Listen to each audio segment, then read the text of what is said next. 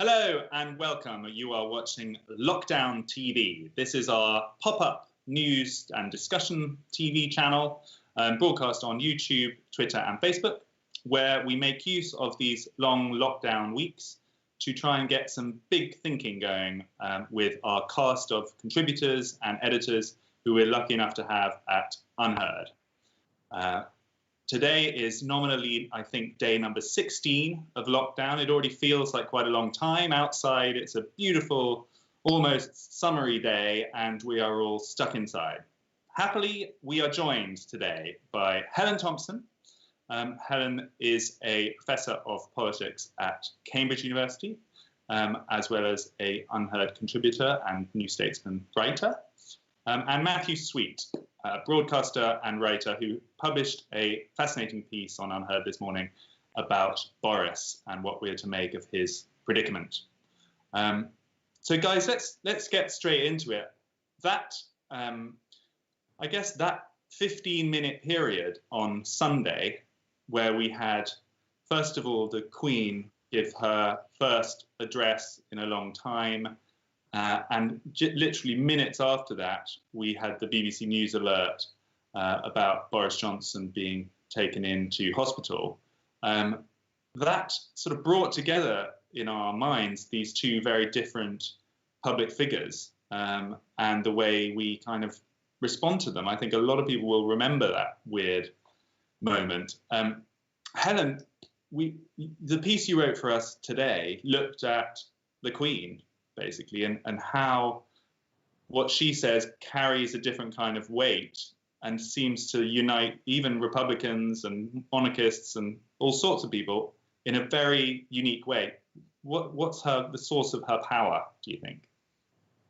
Well, I think that it's in part about the monarchy itself, but as I was kind of suggesting in the piece, monarchies can go horribly wrong, and they have at various times in this country's history. And the sort of sense of emotion I had at the end of watching her speak before the news about Boris Johnson came through was that we were just incredibly fortunate as a country to have this person be our monarch at this time.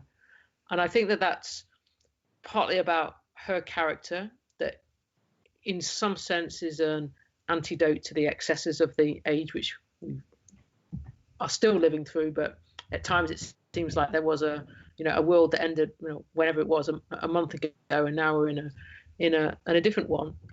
And it's partly about the fact that she's lived so long and that she was alive and played this part, and her family played this part in the previous defining crisis for many people, including people who are still alive in our country's history in the Second World War. And so I think that when she says we will meet again, that has such, for a 93-year-old woman who was a child at that moment and who was separated from her own parents effectively, during the war while they stayed in Buckingham Palace, and her and her sister were at Windsor Castle, that touches some emotion that's quite hard to understand and articulate. So I kind of write the piece because I kind of, in a way, wanted to understand why I felt so emotional watching her. Do you think of yourself as a monarchist, Helen, or did that surprise you? No, I mean, I used to be, I would say that I was a reluctant monarchist in the sense that I've become much more both sympathetic to it and interested in it as I've become older. But even though that I wasn't surprised that I could feel the emotions that I did, I was surprised I could feel them as deeply as I did. It seems so sort of out of the time, doesn't it?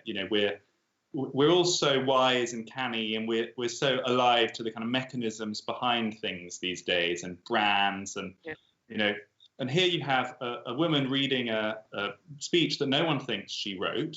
Realistically, she may have had some editing touches, not with a special feeling in the way she delivers it, and yet there was so little cynicism. What does it say about us that we think we're so sophisticated and canny living in this kind of internet age, and yet everyone falls dumb when Queen speaks to us on TV? I think it's because, and I think I used this word several times in my piece, is that it felt rather that she was present, and I mean that in a psychological sense. So somebody else will have written the words, and as you say, she might have made the odd some contribution to that, but they still felt like her words, and they felt that they were sincere in a deep sense in relation to who she was. So in that sense, that this was of herself that was being given to this moment. And I think that is both powerful in itself, because presence in a way is an antidote to cynicism, and at the same time it was simply, I think, a virtue of the fact that she is so connected to all these other things, and that we do in these moments need to understand ourselves in relation to time.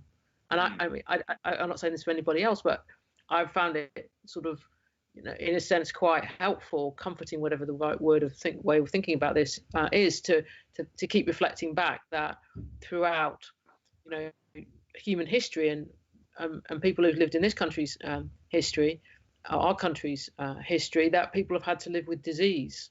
That we're the ones, in a sense, who got it wrong by thinking that we'd escaped that. And I don't expect the Queen is ever a person who had those kind of illusions about the fact of living in a time in which all these things from the past to simply fall away. Do you think, before we get on to talking about Boris, which I want to do, with the Queen, there's a sort of paradox that, you mentioned it felt personal, she felt present. In a sense, the opposite view, in a sense, is that the kind of miracle of the Queen is how little personality she has, and that's why she's so effective. She's sort of resigned to being this vessel for all of our imaginations and our sense of collective identity. She doesn't try to inject her own id into it, and every time a royal does try that, it always seems to fall apart.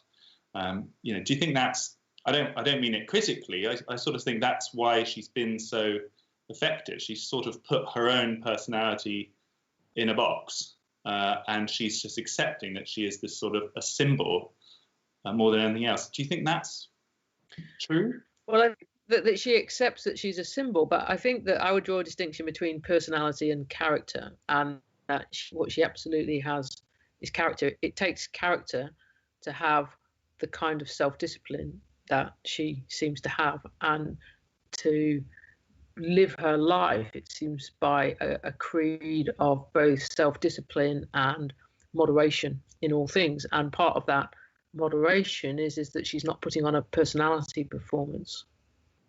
And they seem like quite important and possibly neglected character traits. Yeah, and I think the fact that she didn't perform and that she didn't display great emotion actually was part of its power. Matthew, you have been sitting there listening to us chewing the cud about the Queen. I have. And it was a tremendous moment that on Sunday night, wasn't it? It felt like a montage sequence, like you see in films with spinning newspapers. It was happening in real time, wasn't it? With front pages being made up and destroyed in the space of a quarter of an hour. And it was extraordinary to see her address us in that way, partly because she's one of the few people who can refer back to the war in this context with some authority, with some authenticity. And she also embodies, I think, something paradoxical in that she is a kind of vessel of ancestral power, but she's also a very important living link to the post-war consensus. I mean, in a way, this is partly what the Queen means for me personally. She's like a kind of rope back to 1945 and the settlement, as well as the struggles of the war itself. She's as much a product of that moment as anybody else. And so in a way, I think that's part of the symbolic economy that swashes around her. It's not just those deep things, it's things from the much more recent past. Do you think, when inevitably there will come a moment when she dies, what do you think the impact of that will be? I mean, are you someone who thinks at that point the wheels fall off and we get Charles and he's going to be controversial and the whole institution creaks, or do you think it's more robust than that? Well, I think like everything seems to be these days, like the events of the world seem to be, it will be the most extraordinary experiment upon us. We don't know the answer to that question, but I know if we look back to the death of Queen Victoria in 1901, that was a very difficult thing for people to compute. That felt like a real crack in history, that because people simply couldn't remember back to a time before Victoria, and we will be in that position when Elizabeth dies, and I do rather dread it, because and I'm in a way very grateful that she is present at at this moment, and that she didn't choose to say goodbye to us a few years ago, because it does give us this element of continuity that is consoling and helpful in quite a palpable way. I mean, Helen, yeah.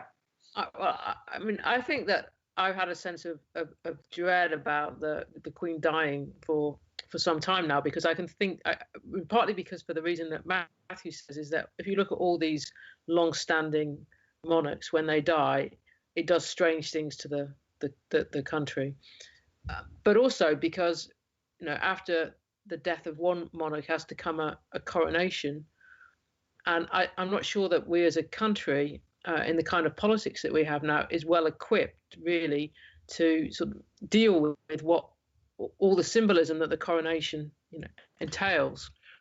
And so in that sense, I could see it being a very destabilizing moment. I kind of first started thinking about, or realizing I had that sort of sense of fear about it during before Brexit was resolved, and it just seemed to be another thing that could sort of go into that kind of maelstrom of collective division and emotion. I think in some ways the fact that we have a sense, or so many of us I think had a sense, that we were fortunate that she was still alive at this moment for us, might actually help when it gets to the moment when she isn't any longer, in the sense that this was a good moment for the monarchy. And I think that the monarchy needed a good moment, both actually in terms of the things that have gone on in the last year, but also for what's to come.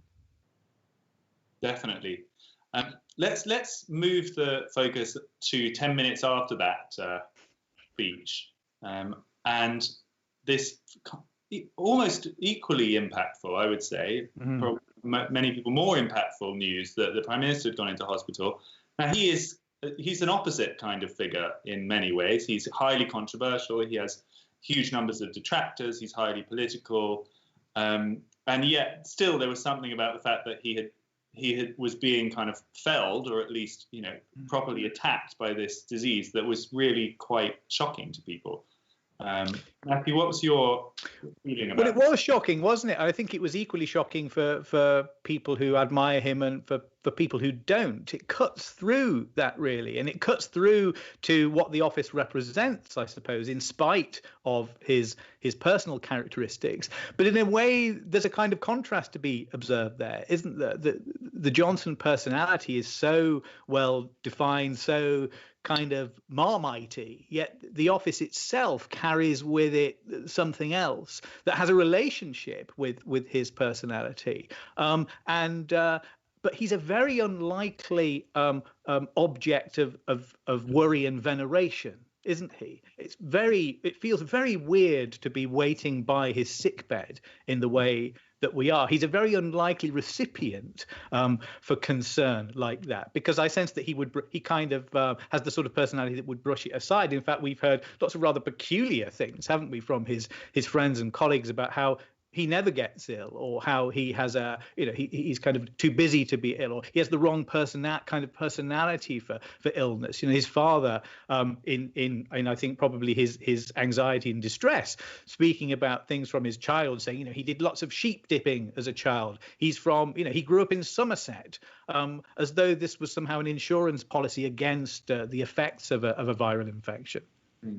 And you put it in your piece, which I thought really rang true, this sense that he's quite a kind of bodily thing anyway. We know about his appetites, and we know about he's sort of a bit all over the place. He's quite sort of weirdly physical, which makes the fact that he's now got this virus even more powerful.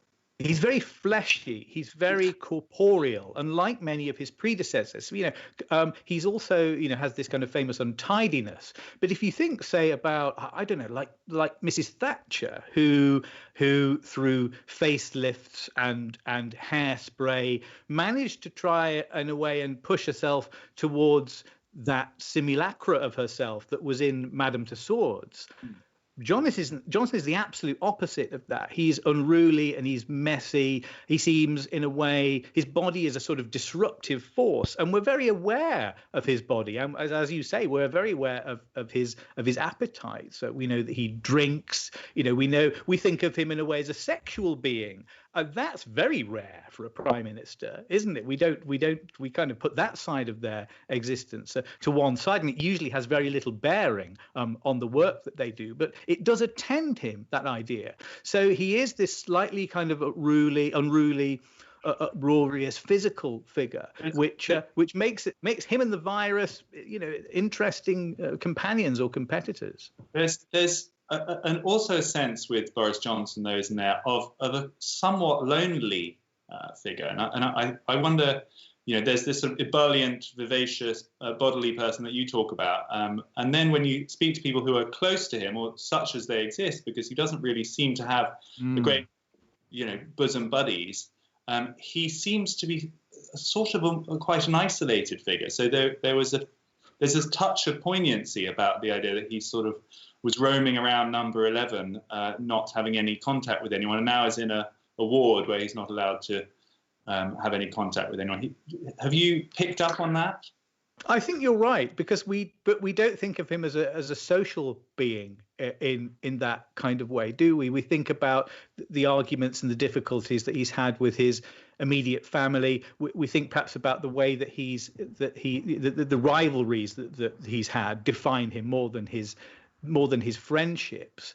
And he has, in a way, cut a lonely path, hasn't he? Often very unpopular in his own party. And there's also, sometimes when he talks, there are those moments when he kind of looks into himself. There are those odd, quiet moments that he can sometimes find himself in smack bang in the middle of an interview, where he seems dismayed by a question, or where he seems crestfallen or hurt in the context of an interview. Despite his ebullience, there is something kind of bruisable about him, isn't there? There's the quality of the peeled apple about him sometimes.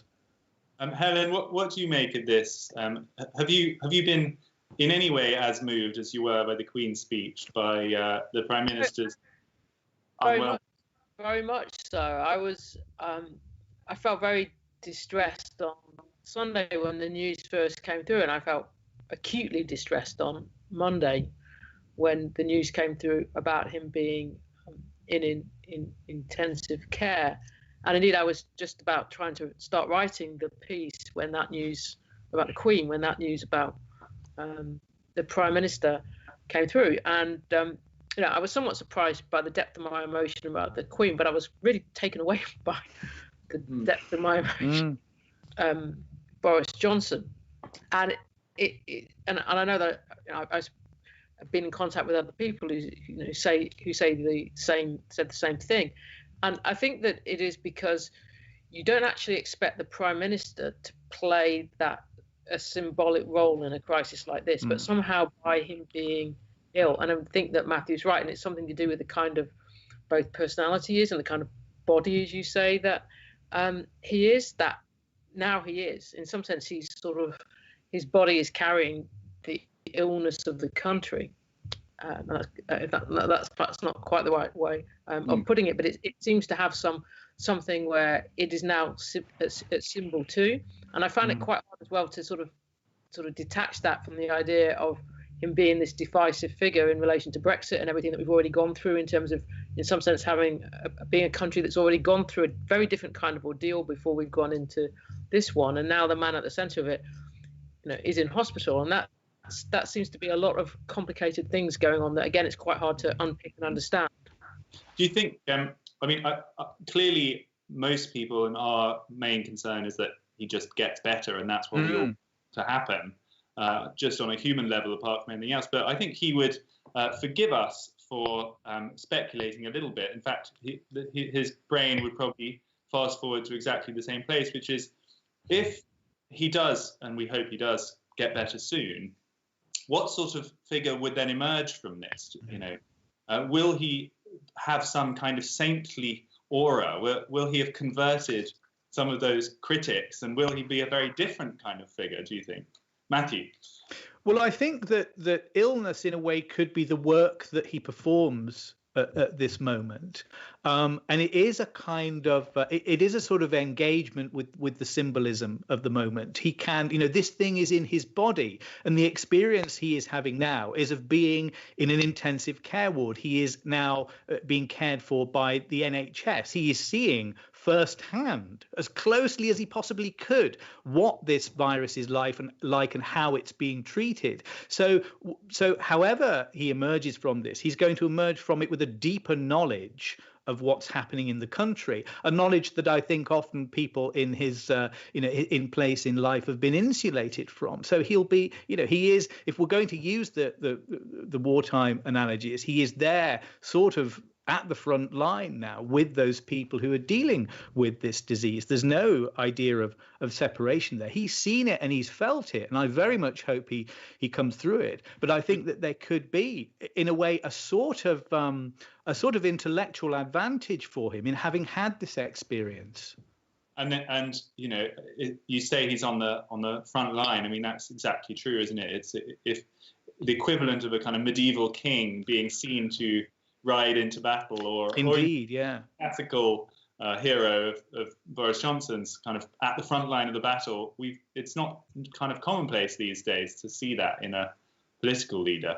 Well, let's hope that his attachment to Pericles isn't kind of represented here in this moment, because of course Pericles succumbed to a plague. But yes, I think that he will be engaging with these thoughts if he can, won't he? That's why it doesn't feel kind of wrong or vulgar to be talking in these terms, because I feel reasonably strongly that he would be placing his experiences in this kind of historical context as well, and how his experiences kind of plug into something quite deep in the history of power and the relationship between the ruler and the state.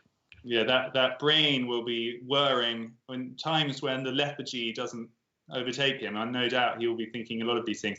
Helen, I'm going to give the kind of final thought to you in a sense.